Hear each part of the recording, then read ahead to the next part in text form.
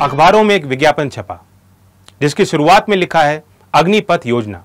इस योजना की विशेषताएं क्या हैं उसके बगल में लिखी हैं और अंत में लिखा है मौका जिंदगी जिंदा दिली से जीने का, आओ हम बने भारत के अग्निवीर।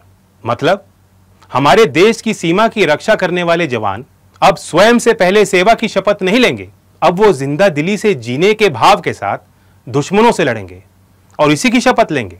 कुल मिलाकर देश सेवा के लिए अब संविदा पर युवाओं की नियुक्ति होगी और वो भी सिर्फ 4 साल के लिए। क्या सरकार ने इस योजना के निर्माण व क्रियान्वयन से पहले उन लोगों से कोई राय मशवरा किया जिनके लिए यह योजना बनाई है? अगर नहीं तो फिर अपनी मर्जी से सरकार ने यह कैसे तय कर लिया कि अग्निपथ योजना युवाओं के लिए लाभदायक होगी?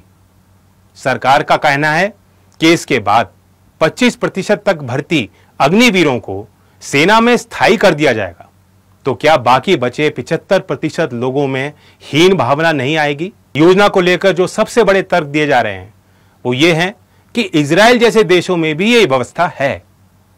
बात सही है, लेकिन इजराइल जैसे देशों में सेना आमने सामने कभी कभी लड़ती है। अधिकांश लड़ाई तकनीक से लड़ी जाती है। इन देशों के पास जो सैन्य तकनीक हैं उसमें भारत कहां खड़ा उतरता है? सबसे अहम बात यह है, इन देशों में किसान हो, नेता हो, अभिनेता हो, दुकानदार हो, बड़े व्यापारी हो या फिर उद्योगपति हो, हर किसी को सेना में योगदान देना अनिवार्य है। जिन देशों में इन्फेंट्री में स्थायी भर्ती कम है उनमें कमीशन बेसिस पर रिजर्व फोर्स से अनिवार्य रूप से आबादी को जोड़ा जाता है। लेकिन अग्निवीर योजना में ऐसी कोई बात नहीं है।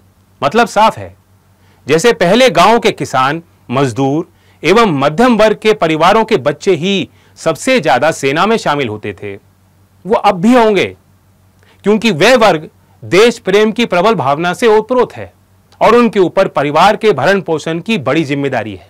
युवा दिन रात परिश्रम कर देश सेवा का जज्बा लेकर सेना में भर्ती होते हैं। क्या 4 वर्षों में सरकार इन्हें इतना धन दे देगी कि अपने साथ अपने परिवार का पेट भर सकें, उनकी जरूरतों को पूरा कर सकें?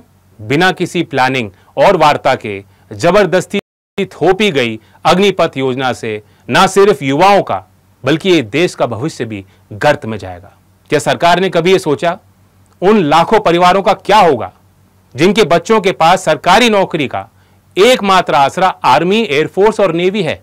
उन लड़कों का क्या होगा जो सुबह शाम जी तोड़ मेहनत करते हैं ताकि फौज में भर्ती होकर देश सेवा कर सकें? उन परिवारों का क्या होगा जिनके फौजी बच्चों पर उनकी जीविका टिकी हुई है? किसानों के ऊपर तो ये पहले ही कुठाराघात कर चुके हैं। एक सेना ही बची हुई थी जिसके सहारे हमारे देश की सीमाएं सुरक्षित थीं, उसमें भी सेंधमारी शुरू हो गई। ऐसे वक्त पर जब चीन हमारी सीमा लांग कर डटा हुआ है, चारों तरफ से हमारी सीमाओं पर सेना के जवान निरंतर तनावपूर्ण परिस्थितियों में देश की रक्षा कर रहे हैं, केंद्र की सरकार व्यापारी बचत की दृष्टि से एक नई योजना लागू कर रही।